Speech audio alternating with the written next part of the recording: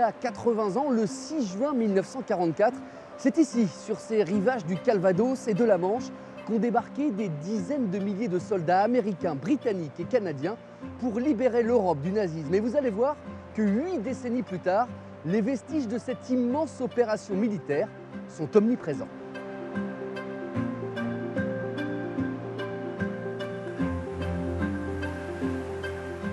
Laurent, là on est sur ta plage préférée, Omaha Beach, et tu m'emmènes où? Je t'emmène voir des vestiges de bateaux du débarquement. Il y en a en ferraille, il y en a en bois, et là on va voir celui qui est là-bas. Allez, on y va.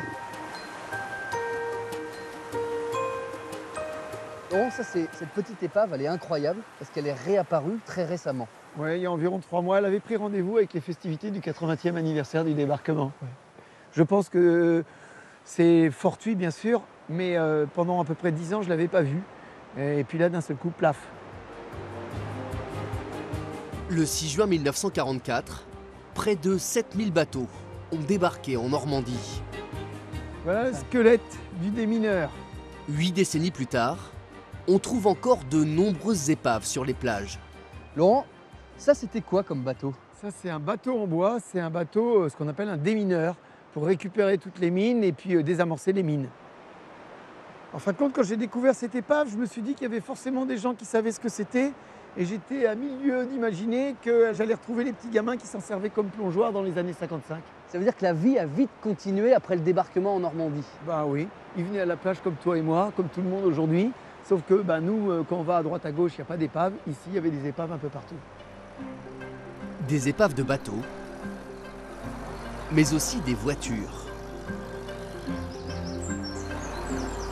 Salut David.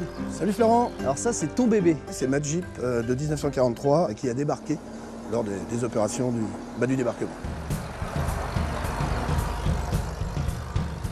Là, David, on est à Omaha Beach. C'est la plage mythique du débarquement. Pourquoi? Parce que c'est ici que ça s'est très mal passé. Voilà, alors ici, effectivement, tout le monde connaît Omaha Beach. On l'appelle Omaha Beach la sanglante parce qu'effectivement, des 5 plages le jour du débarquement, pour des raisons de la préparation au départ, c'est là où ça va se passer vraiment le plus mal avec beaucoup de pertes. Moi, j'ai pas mal d'ailleurs de clients qui se posent la question de savoir si on se baigne sur Omaha Beach l'été. Alors je leur dis bah oui, parce que la vie continue. Mais pour certaines personnes, ça paraît presque impossible, inconcevable de se baigner sur Omaha Beach parce que c'est tellement marqué par ce sacrifice que ça leur paraît vraiment étrange. Mais je leur dis voilà, si les gars sont venus ici débarquer, c'est pour que la vie reprenne, les libertés reprennent. Et donc voilà, c'est ce qui se passe maintenant.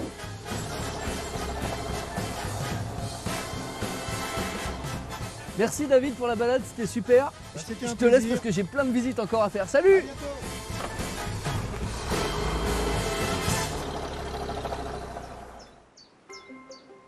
Bonjour Marlène. Bonjour Florent. On est où exactement? Donc ici on se trouve à la batterie d'Asville, qui est un site lié au mur de l'Atlantique. On est à quelques kilomètres des plages d'Utah Beach et cette batterie va être construite entre 1942 et 1944 et va devoir tenter de repousser un débarquement qui finalement aura lieu en juin 1944. On y va? On y va, c'est parti.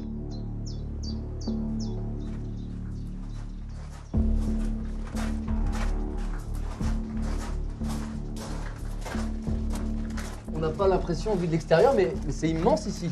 Oui, effectivement, aujourd'hui, il y a un peu plus de 350 mètres de galeries souterraines qui sont à découvrir. Mais il faut savoir que pendant la Seconde Guerre mondiale, l'ensemble du site était relié par 800 mètres de galeries qui permettaient aux soldats allemands de se déplacer d'une casemate à l'autre tout en étant à l'abri. Dans ces dédales de béton étaient stockées des armes et des munitions. Pendant l'occupation, jusqu'à 170 soldats allemands étaient affectés ici, à la batterie d'Asville.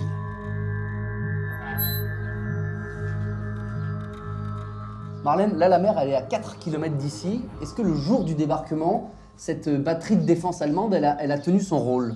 Plus ou moins. Elle a contribué à ralentir la progression des soldats américains qui ont débarqué sur le secteur d'Utah Beach. Mais la bataille n'aura duré que 3 jours et demi, alors qu'il a fallu 2 ans de construction pour aboutir à un tel site.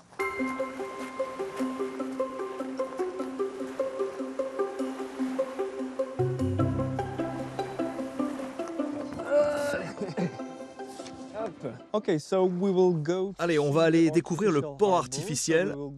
On va partir d'ici et on va aller jusqu'au grand caisson que vous voyez là-bas.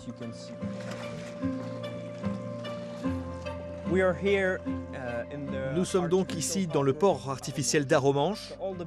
Tous ces énormes blocs de béton que vous voyez tout autour de vous sont appelés les caissons Phoenix.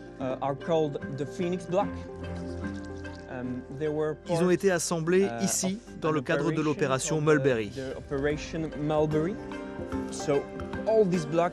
Tous ces caissons ont été construits en Angleterre et ont été transportés ici par bateau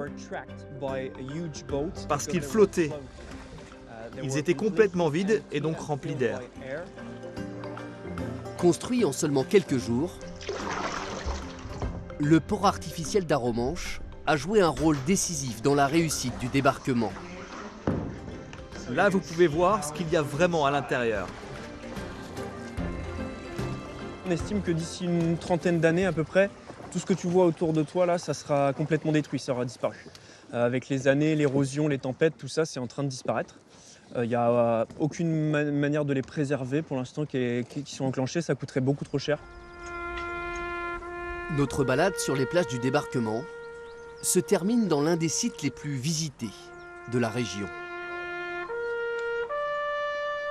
Anne-Sophie, on est où ici? On est au cimetière américain de Normandie, dans le petit village de Colville-sur-Mer.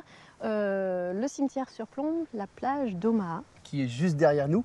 Et on a l'habitude de dire qu'ici on est en territoire américain. Est-ce que c'est vrai? C'est une fausse idée qui est très très répandue en effet. On est là sur sol français, mais c'est effectivement géré par les Américains, une agence du gouvernement américain. Combien de stèles là tout autour de nous?